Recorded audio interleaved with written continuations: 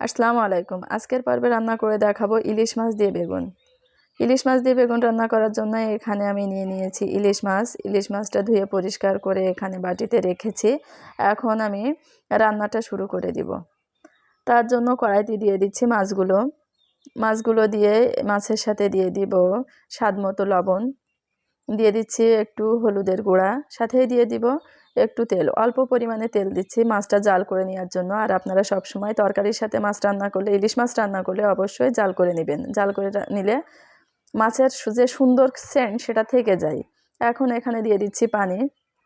পানিটা দিয়ে এটা আমি ঢেকে দিব যতক্ষণ না পর্যন্ত এটা রান্না না হচ্ছে। তো এখন আমি ঢেকে দিচ্ছি। ঢেকে দেওয়ার ভিতরে আমি বেগুন রান্নার জন্য মশলা করে নিব। তার জন্য 1 টেবিল চামচ জিরা আর সরিষা নিয়েছি। নিয়ে এই দুটো বেটে নিব। বাটার আগে আমি মাছটা একটু উল্টিয়ে দিব। দেখতে পাচ্ছেন আমি মাছটা উল্টিয়ে দিচ্ছি। আর ভেজে রান্না করলে হয় কি, এই সুন্দর সেন্টটা থাকে না। আর মাছের ভিতরে অত বেশি, তরকারির ভিতরে এই সেন্টটা যায়ও না, যে মাছের যে সেন্টটাই এটা যায় না আর কি। তা আপনারাও জাল করে নেবেন। আমি আবারও ঢেকে দিচ্ছি। এই যে আমার রান্নাটা হয়ে গেছে। আমি ঝোলটা কিন্তু ফিলফিলভাবে কমাইনি, যে ফুলফিল কমালে কিন্তু একেবারেই ভাজা ভাজা হয়ে যাবে। এই যে ঝোলটা আমি এমন রেখেছি। তো এখন আমি বেগুন রান্নাটা শুরু করে দেব। যে পাতিলে মাছটা রান্না করেছি সেই পাতিলে আমি বেগুনটা রান্না করছি। তার জন্য দিয়ে দিচ্ছি তেল, সাথে দিয়ে দিচ্ছি পেঁয়াজ কুচি আর কাঁচামরিচ। আমি কাঁচামরিচটা মাঝখান থেকে কেটে নিয়েছি। আমি প্রত্যেকটা সবজিতেই কাঁচামরিচ খাই, তার জন্য আমি কাঁচামরিচ দিয়েই রান্না করি। আপনারা চাইলে এখানে শুকনো মরিচ দিয়ে রান্না করতে পারেন। তো এটা আমি নাড়াচাড়া করতে করতে যখন দেখব এটা প্রায় ভাজা ভাজা হয়ে এসছে, এটা থেকে সুন্দর একটা ফ্লেভার বের হচ্ছে, ঠিক এই পর্যায়ে আমি এতে দিয়ে দিব আমার সেই বাটা মশলাটা। এই তো আমি মশলাটা নামিয়ে দিচ্ছি। সবগুলো মশলাই সুন্দর করে নামিয়ে দিব যাতে বাটিতে একটুও লেগে না থাকে। তো এখন আমি সবগুলো একসাথে নাড়াচাড়া করে কষিয়ে নিব। নাড়তে নাড়তে একসময় দেখব এটা কষানো হয়ে গেছে। এই তো আমার কষানো হয়ে গেছে। এখন আমি এর ভিতরে দিয়ে দিচ্ছি পানি। আমি দিয়ে দিয়েছি এখানে 3 কাপের একটু বেশি পানি। আমার যে পরিমাণ বেগুন আছে তাতে এই পানিতেই রান্নাটা হয়ে যাবে। আপনাদের বেগুনের পরিমাণ বুঝে আপনারা পানিটা দিয়ে দিবেন।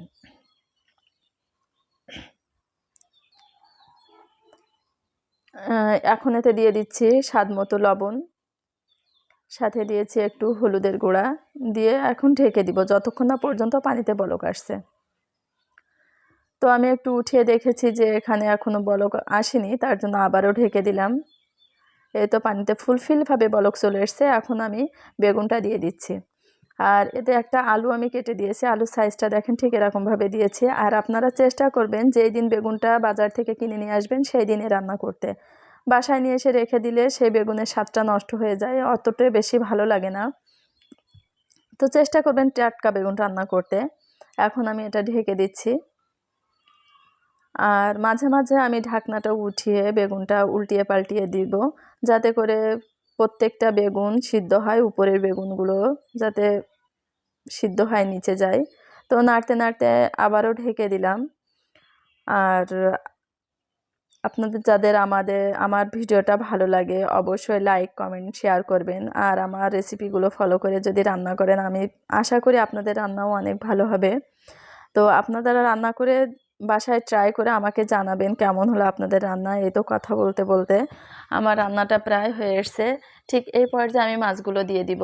আর ঝোল সহ মাছটা এখানে দিয়ে একটু নাড়াচাড়া করব, করে তারপরে আমি ঢেকে দিব।